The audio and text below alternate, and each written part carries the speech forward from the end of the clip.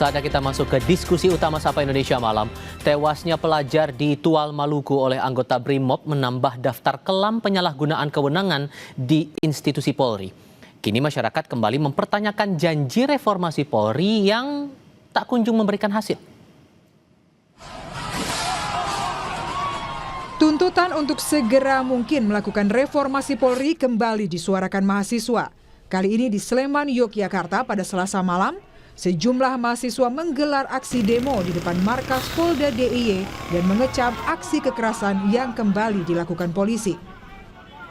Aksi hari ini ya kita berharap setidaknya polisi bisa sadar bahwa mereka tidak bisa melakukan ataupun semena-mena terhadap rakyatnya, bahwa polisi itu harus hadir sebagai garda pelindung bagi masyarakat. Tidak boleh ada lagi korban yang timbul dari rakyat.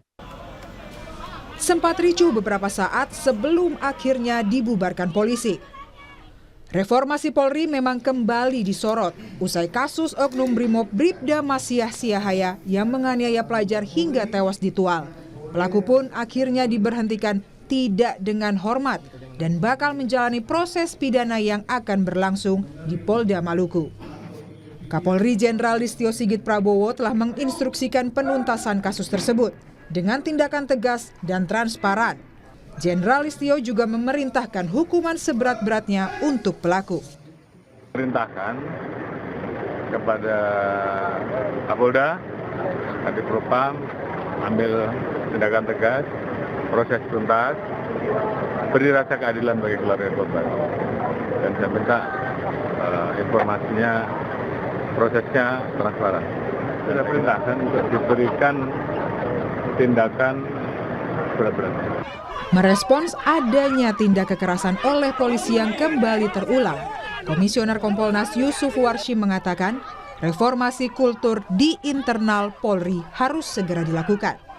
Paradigmanya itu penguasa, dia akan cenderung ya budaya kekerasan tanpa melihat fakta-fakta bahwa orang harus dilindungi. Maka di sini kita desakkan, yang itu sudah sering kami sampaikan, dan kami juga melihat sebenarnya Polri sudah ada komitmen untuk ke sana. Paradigma dari penguasa hukum menjadi pelayan hukum. Sementara YLBHI mendesak perbaikan struktural menyeluruh di institusi Polri, seperti membatasi peran BRIMOB dalam hal yang berhubungan langsung dengan masyarakat, seperti penanganan demo atau sengketa lahan. Khusus yang ditujukan untuk kepentingan khusus ya. Jadi jangan sampai BRIMOB digunakan untuk menghadapi masyarakat, menghadapi demonstran ya, menghadapi warga, menghadapi yang sedang melindungi tanah dan lingkungannya. Jadi tarik semua pasukan BRIMOB dari urusan-urusan dengan masyarakat. Anggota Komisi 3 DPR RI dari fraksi Partai Demokrat, Hinca Panjaitan pun menyampaikan hal yang senada. Dirinya meminta reformasi Polri dilakukan secara total. Saya minta Saudara Kapolri untuk segera mengambil tindakan cepat dengan cara menempatkan di Patsus, periksa, dan segera adil sesuai dengan mekanisme yang berlaku. Saya kira tidak ada ampun lagi, masyarakat sudah sangat gelisah dan ini adalah kultural yang harus segera diubah. Sikap perilaku polisi yang menyalahgunakan kewenangannya. Kini reformasi Polri kembali dipertanyakan. Meskipun anggota BRIMOB Masyah telah dipecat dan diproses pidana, namun di balik tindakannya tercermin pekerjaan rumah yang menumpuk bagi institusi kepolisian. Tim Liputan, Kompas TV. Tragedi demi tragedi yang kembali melibatkan anggota polisi selama beberapa pekan terakhir memicu banyak tanya, khususnya terkait wacana reformasi Polri yang kian menciut di permukaan. Lalu apakah langkah yang paling tepat atau apa yang paling tepat dilakukan saat ini dan apa pula bentuk reformasi Polri yang bisa benar-benar menyelesaikan unsur struktural internal tubuh kepolisian? Kita akan diskusikan bersama dengan para narasumber. Bergabung saat ini Komjen Pol Purnawirawan Ito Sumardi, Kabareskrim periode 2009 hingga 2011, dan Bambang Rukminto selaku pengamat kepolisian lewat sambungan dalam jaringan. Selamat malam Bapak-bapak dengan Tifal di sini. Selamat malam Mas Tifal. Terima kasih. Bambang. Terima kasih sudah bergabung bersama kami. Kabar saya sehat, semoga Anda berdua juga dalam keadaan sehat. Pak Ito, begini, yang saya ingat betul dari Kapolri waktu itu membentuk tim reformasi Polri dengan waktu itu Kalemdiklat yang menjadi pimpinannya September 2025, semangatnya untuk mereformasi struktural dan kultural yang ada di internal Polri. Tapi kalau berkaca dari kejadian-kejadian seperti yang ditual, ada penyerangan terhadap siswa, kemudian polisi terlibat kasus narkoba, sesungguhnya Pak, reformasi Polri ini udah jalan atau belum sih? Ya, gini Mas Tifal ya. Pertama adalah reformasi Polri tidak sepenuhnya jalan di tempat ya. Karena saya kan kebetulan sebagai penasihat ahli Kapolri juga. Tapi masih sangat bertumpu pada level wacana atau konsep, regulasi dan desain kelembagaan ya. Serta implementasi di kultur dan praktek di lapangan yang harus diakui masih lambat ya untuk berubah. Khusus untuk kasus Tual, dengan mengucapkan duka cita mendalam, tentunya saya juga berhubungan langsung dengan Bapak Kapolda, mendapatkan penjelasan kenapa sampai anggota BRIMOB di tempat atau terlibat dalam masa itu. Rupanya ada perkelahian dua kampung, kan kita hanya melihat akibat saja, tidak melihat sebabnya ya. Kemudian dari perkelahian itu, di sana memang ada anak-anak muda ya, biasalah kalau namanya menjelang sahur itu mereka menggunakan sepeda motor, anak-anak yang ya tingkat sekolah mereka tidak menggunakan helm. Nah, di sini yang sangat disesalkan adalah SOP. Jadi sebetulnya anggota BRIMOB itu pulang dari pengamanan dari perkelahian kampung ya. Sehingga nah kemudian terjadilah tragedi ini yang tentu kita tidak bisa benarkan ya, karena tidak ada SOP untuk menghentikan anak yang menggunakan motor dengan kecepatan tinggi kemudian dilempar misalnya dengan helm ya, meskipun helmnya dari Kevlar, tapi ini sangat berbahaya kan. Itu harusnya sudah dipikirkan akibatnya, jangan mengedepankan emosi ya. Emosi ataupun mungkin kekesalan, banyak faktor yang saat ini didalami. Tapi ini sangat tidak dibenarkan ya Mas Tifal ya. Kemudian yang kedua, tentunya kita juga jangan sampai terpengaruh dengan berita-berita yang tidak benar. Karena Kompolnas sudah turun langsung ke Tual saat ini ya, Pak Khairul Anam. Kemudian juga dari lembaga terkait lainnya untuk bisa mempelajari mengapa ini bisa terjadi. Kembali kepada masalah kejadian-kejadian yang saat ini menimpa anggota atau oknum kepolisian ya, memang kita sangat sesalkan kan. Ada di Sulawesi Selatan anggota yang junior itu juga meninggal dianiaya, juga dianiaya seniornya dan lain sebagainya. Nah, ini memang pekerjaan rumah yang tadi dikatakan oleh Pak Hinca ya, anggota Komisi 3 DPR, terutama di bidang kultur ya. Merubah struktur dan juga doktrin itu tidak sulit, tetapi merubah kultur ini masih ada. Disinilah tentunya Polri harus mempelajari setiap kasus. Kami di Mabes Polri ya, kebetulan ada 32 penasihat ahli Kapolri. Setiap isu-isu kasus ini kita pelajari. Mengapa ini bisa terjadi? Bagaimana ini supaya tidak terjadi lagi? Dan Anda sepakat tidak dengan pendapat dari, sorry saya potong Pak, Anda sependapat nggak dengan pernyataan Pak Sugeng Teguh Santoso dari IPW kepada Kompas.com yang menyampaikan bahwa kasus-kasus itu disebutkan masih menunjukkan kuatnya pendekatan kekerasan dalam praktik kepolisian. Anda sepakat soal itu? Saya bukan mengatakan tidak sepakat, tapi memang itu mewarnai sebagian ya. Jadi kalau kita hanya melihat kejadiannya pastilah ya itu dikatakan. Tapi kan kita juga harus melihat mengapa itu bisa terjadi dengan kasus azas kausalitas ya Mas Tifal ya. Ada sebab, tentu ada akibat. Jadi jangan hanya dilihat akibatnya saja. Tetapi juga kita sekarang melihat yang kita khawatirkan Mas Tifal, kalau anggota ragu dalam bertindak, ini yang sangat berbahaya. Dia mencari selamat, daripada nanti saya kena sidang kode etik, lebih baik kita tidak berbuat apa-apa. Ini kita melihat bagaimana tingkat kepatuhan masyarakat saat ini ya. Tingkat kekerasan di lingkungan masyarakat juga sangat tinggi ya. Jadi saya kira ini pun juga harus berimbang. Jangan sampai anggota ragu dalam bertindak sehingga dia tidak mencari selamat, yang akan rugi siapa? Masyarakat juga. Nanti bisa yang menjadi sasaran misalnya fasilitas sosial, kemudian fasos, fasum ya. Ya kita tentunya kalau melihat satu masalah harus secara komprehensif. Demikian Mas Tifal. Mas Bambang, ada pandangan juga dari Amnesty International dari Usman Hamid yang menunjukkan dari kasus-kasus tadi, terutama di kasus Tual itu ada potensi pelanggaran hak asasi manusia dalam penindakan dilakukan polisi, terutama udah dituding duluan melakukan balap liar, namun pada faktanya dari keluarga korban siswa yang terkena jadi korban ritual itu ternyata membantah dia ikut terlibat dalam balap liar itu. Sehingga belajar dari kasus itu setidaknya Mas Bambang, buat Anda dari semangat reformasi Polri yang sudah ditunjukkan dari institusi Polri, dari pemerintah juga punya komisi, sesungguhnya reformasi itu sudah kelihatan atau belum menurut Anda Mas Bambang? Ya, reformasi Polri ini kan sebenarnya sudah pemisahan TNI dan Polri ya, artinya sudah 26 tahun yang lalu digaungkan. Tapi berjalan ke sini ini memang masyarakat melihat ini semakin menjauh dari semangat reformasi yang diamanatkan Gerakan 98. Reformasi kultural ini tentu seperti yang disampaikan Pak Ito tadi tidak bisa secara instan, adalah butuh waktu yang lama gitu. Idealnya berapa lama menurut Anda?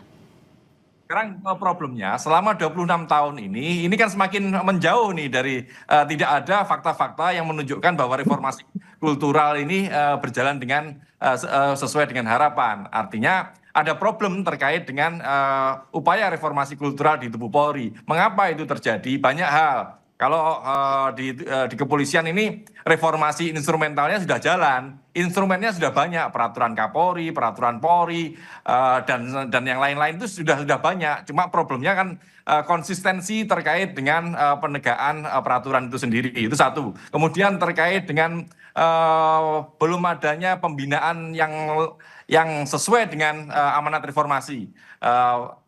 Budaya kekerasan itu muncul juga salah satunya karena pendidikan, pelatihan masih mengedepankan pelatihan fisik atau jasmani. Termasuk juga saat rekrutmen. Rekrutmen ujian juga lebih banyak pada kompetensi jasmani. Padahal yang dibutuhkan polisi modern ini adalah intelektualitas, mentalitas. Ini yang tidak selama ini tidak didorong, tidak dominan dalam pendidikan maupun rekrutmen yang tampak seperti itu. Makanya kemudian budaya kekerasan itu masih muncul, salah satunya disebabkan karena sejak rekrutmen, pendidikan ini tidak unsur-unsur humanisme, hak asasi manusia yang seperti disampaikan Cak Usman ini belum mengakar di tubuh personil kepolisian seperti itu, Bung. Sehingga mengukur bahwa perbaikan kultural itu bisa berjalan dengan kasus yang kelihatan sekarang depan mata ini, Mas Bambang, sulit nggak tuh kira-kira? Ya, artinya reformasi kultural itu tidak berjalan. Bahkan kalau saya mengatakan gagal gitu loh.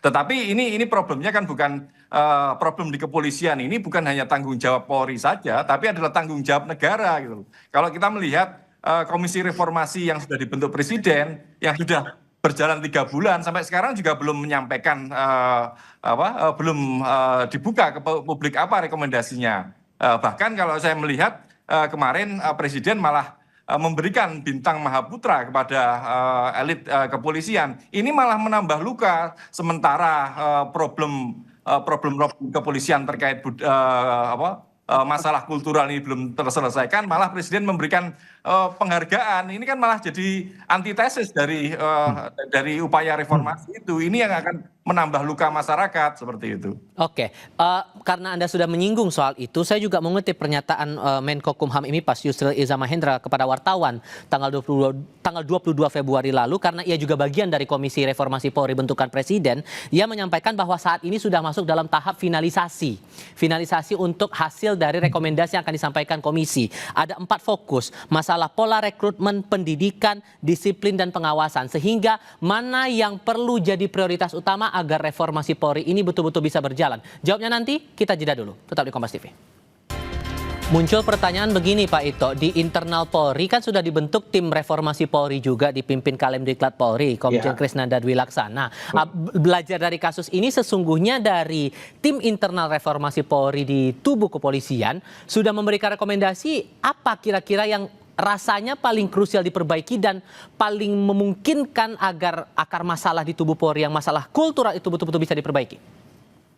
Ya, jadi pada saat dibentuknya tim reformasi Polri internal di bawah Pak Krisnanda, kan saya sudah terlibat itu ya Mas Tifal sebagai penasihat ahli Kapolri bersama 32 penasihat yang lain.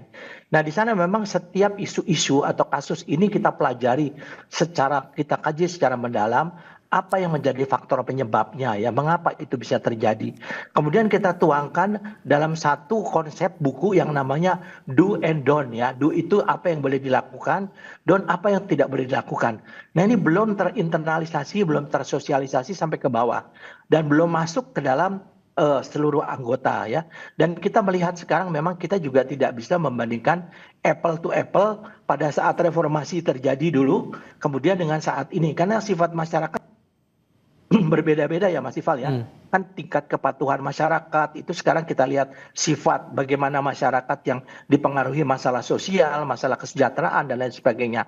Selain itu juga sekarang kita katakan yang ada di kepolisian ini adalah generasi yang terdahulu ya, yang mungkin dalam proses pendidikannya masih belum memadai seperti yang Mas Bambang sampaikan tadi, meritokrasi belum berjalan. Nah, yang kita harapkan ada dari hasil kajian tim reformasi Polri ini ke depannya mulai dari perbaikan daripada proses pendidikan, meritokrasi dengan pengawasan. Ini yang kita harapkan nanti akan menjadi generasi yang akan bisa membawa istilahnya nilai-nilai reformasi secara optimal ya. Jadi memang sekarang pelan-pelan ya kita tidak bisa mengharapkan perubahan kultural seperti membalik telapak tangan. Saya sangat sependapat dengan Pak Bambang tadi ya, bahwa generasi yang ada ini sekarang harus dirubah dan merubahnya juga tidak mudah. Tetapi kalau generasi yang akan datang yang dibentuk dari mulai proses penerimaan anggota, kemudian bagaimana proses meningkatkan profesionalismenya itu akan kita harapkan bisa membawa nilai-nilai reformasi Polri secara optimal sehingga masyarakat akan bisa menghormati ya. Juga belajar dari kasus Tual, Pak, YLBHI menyarankan agar Brimob itu tidak dilibatkan lagi dalam kegiatan-kegiatan kemasyarakatan. Apakah dari tim reformasi Polri di internal Polri juga punya rekomendasi yang sama atau kepikiran ke arah sana juga? Sama, kan sekarang Brimob yang ditual itu bukan kegiatan kemasyarakatan, Mas. Itu dalam rangka menangani kasus perkelahian antar kampung, dua kampung. Makanya dikirim Brimob. Karena kalau bukan Brimob, mereka tidak punya kemampuan untuk bisa menangani masalah keras. Nah, kebetulan saat itu juga ada kegiatan lain yang ada mengibatkan masyarakat. Jadi memang kita harus melihat kasusnya secara objektif, tidak hanya berdasarkan narasi-narasi ataupun mungkin berita-berita yang ada di luar ya. Saya kira mungkin dari Komnas HAM juga perlu turun ke sana ya, melihat apa sih yang sebenarnya terjadi ya. Dan kalau memang ada rekomendasi yang terkait dengan masalah pelanggaran, kita sangat senang ya menerima. Saya kira saya pun di penasihat ahli Kapolri ada tokoh-tokoh Komnas HAM dulu Mas ya. Misalnya ada Pak Nurholis dan lain sebagainya. Setiap permasalahan ini kita kaji secara komprehensif. Jadi kita harapkan generasi yang akan datang, Polri ini tentunya bisa membawa warna reformasi secara utuh ya. Tapi yang sekarang ya kita harus memperbaiki sedikit-sedikit lah ya Mas Ifal, karena tidak mudah merubah culture yang sudah terbentuk ya. Demikian. Mas Bambang, pernyataan Menko Kumham IMIPAS Yusril Iza Mahendra yang juga bagian dari Komisi Reformasi Polri bentukan Presiden menyampaikan saat ini sedang dalam menggarap laporan akhir rekomendasi dari tim untuk upaya reformasi Polri itu, dan ada 4 fokus: pola rekrutmen, pendidikan, disiplin dan pengawasan. Menurut Anda Mas Bambang, mana yang paling krusial berkaca dari kasus-kasus yang ada sekarang? Ya, berkaca dengan kasus yang ditual di Sulawesi Selatan ini terkait dengan kultur, itu harus dimulai dari pembinaan ini termasuk pendidikan dan pelatihan ya. Meritokrasi mungkin juga termasuk di situ, tetapi fokusnya tentu terkait dengan pendidikan.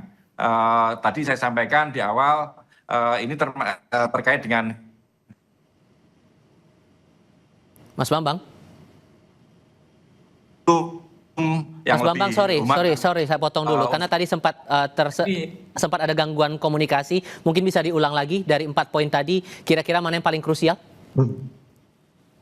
Ya, ini karena konteksnya kasus Tual dan kasus Sulawesi Selatan tentu terkait dengan kultural. Kultural ini menyangkut pendidikan, pelatihan dan pembinaan.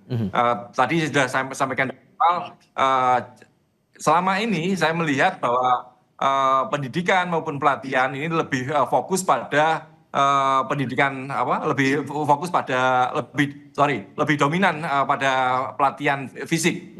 Ini yang seharusnya dirubah untuk lebih memasukkan unsur-unsur terkait dengan pengetahuan terkait dengan kondisi sosial masyarakat, budaya masyarakat, termasuk juga memasukkan unsur-unsur hak asasi manusia, pendidikan hak asasi manusia. Kalau itu bisa dilakukan, harapannya praktek-praktek arogansi yang seperti yang terjadi di Tual maupun di Sulawesi Selatan ini tidak terjadi lagi seperti itu. Tapi itu saja tentu tidak bisa lepas dari pengawasan. Pengawasan ini menyangkut juga terkait dengan konsistensi penegakan aturan di internal Polri. Selama ini kita melihat mengapa sanksi-sanksi tidak memberikan efek jera, salah satunya karena tidak ada konsistensi. Yang satu diberi sanksi berat, tapi kemudian dianulir, bahkan dipromosikan seperti itu. Ini yang akhirnya tidak membentuk budaya profesi Polri yang tinggi, etika dan disiplin Polri menjadi abu-abu di sini. Sehingga menurut Anda dengan 4 poin yang kemungkinan akan digarap dalam laporan akhir Komisi Reformasi Polri bentukan Presiden ini, butuh waktu berapa lama agar perbaikan di tubuh Polri ini, reformasi di tubuh Polri ini bisa dirasakan oleh masyarakat? Kalau secara kultural, karena menyangkut ini pendidikan, efeknya tentu tidak bisa secara instan, tetapi hal-hal itu bisa tampak dari perubahan-perubahan struktur di internal kepolisian.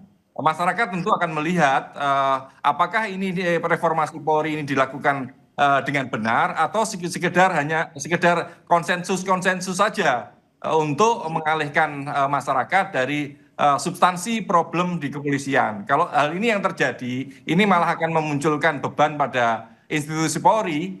Institusi Polri akan semakin terbebani dengan hal-hal yang sebenarnya tidak diperlukan, dan karena sorotan masyarakat tentu akan terus mendesak Polri diperbaiki secepatnya seperti itu. Pak Ito, Anda menilai bahwa perbaikan atau reformasi Polri ini bisa dipercepat prosesnya agar masalah kultural ini tidak terulang lagi, atau justru memang ya butuh waktu lama dan semuanya harus ya wait and see lagi? Saya kira yang paling penting sekarang Mas Tifal, bahwa setiap tindakan anggota harus bisa dipertanggungjawabkan dalam koridor kode etik, dan sanksi hukum yang tadi dikatakan Mas Bambang itu betul-betul harus diterapkan secara konsekuen. Jadi sehingga anggota memiliki satu keterikatan, apabila dia melakukan kesalahan, maka dia akan menghadapi konsekuensi yang akan menghilangkan misalnya masa depan dia, ya.